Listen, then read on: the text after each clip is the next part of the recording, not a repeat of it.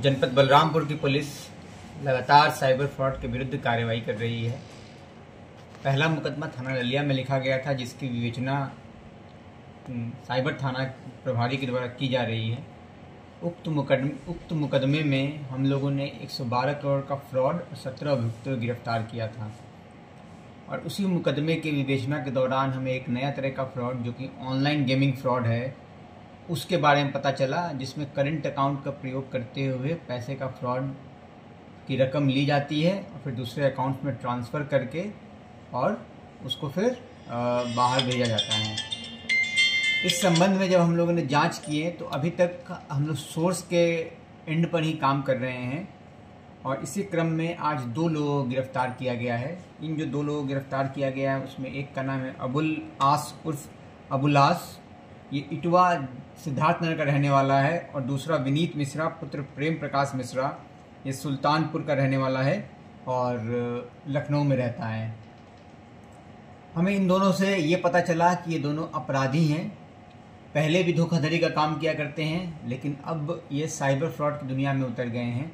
जैसे अबुलास के विरुद्ध राजस्थान में एक फ्रॉड का मुकदमा पंजीकृत है 2012 का, फिर वहाँ से आके ये यहाँ पे सिद्धार्थनगर में रह के फर्जी जन्म प्रमाण पत्र बनाता था, मृत्यु प्रमाण पत्र बनाता था। इसके साक्ष्य उसके मोबाइल में मिले हैं। तो ये फर्जीवाड़ा की दुनिया से एक अपराधी है, फर्जीवाड़ा की दुनिया से इसका ताल्लुक़ रहा है और अब ये साइबर की अपराध की दुनिया में उतर गया है और अकाउंट को देने का काम करता है। इसके पास से जो हमें डिटेल प्राप्त हुआ है उसके मुताबिक इसने कुल 88 अकाउंट इसके पास से हमें प्राप्त हुए हैं।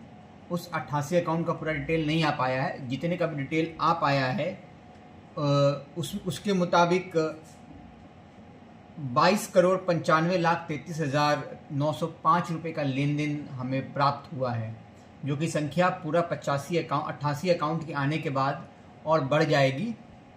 और जितने अकाउंट प्राप्त हुए हैं उस पर 271 NCRP पे शिकायत भी हमें प्राप्त हुआ है। मतलब ये शिकायतें NCRP पोर्टल पे किसी अकाउंट के संबंध में कि इस अकाउंट के थ्रू फ्रॉड होके पैसा गया है, ये वैसी शिकायतें हैं। तो 271 फाइनेंशियल शिकायतें NCRP पोर्टल पे हमें प्राप्त हुआ है। और जो दूसरा विनीत मिश्रा है, ये भी पहले ये ज़मीन का काम करता था और आवासीय प्लॉट के आवंटन में फर्जीवाड़ा का काम करता था। पूछताछ में तथ्य निकल के सामने आया है और अब ये साइबर के तरफ रुख कर चुका है।